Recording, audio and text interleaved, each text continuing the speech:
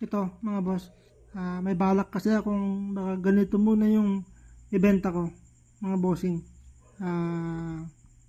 bugi, pero magbebenta pa rin naman tayo ng ganun. Gusto ko lang i-open ulit yung ganito nating item kasi nga mga boss, ngayon is hindi ako makagawa-gawa at sobrang busy ko.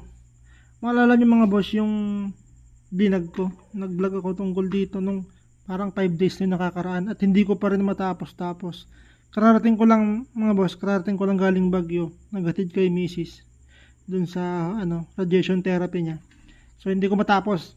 Kaya ang balak ko ngayon mga boss is ganito siguro yung open ko yung ganito. At least ito mas mabilis gawin at yun, hindi na kailangang mag-grind, hindi na kailangang magpintura, magtornilyo.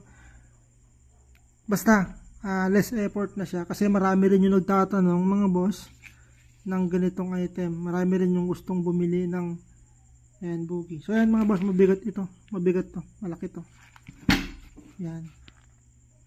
At ganun lang mga boss, gusto ko lang sabihin na binabalak ko na magbenta ulit ng ganito. Yan. Ayan, hindi pa matapos-tapos. So yan, bukas may lakad ulit ako, baka sa isang araw ko na ito matapos mga bossing. Ito, basta ganun. Yun lang mga boss. God bless, God bless.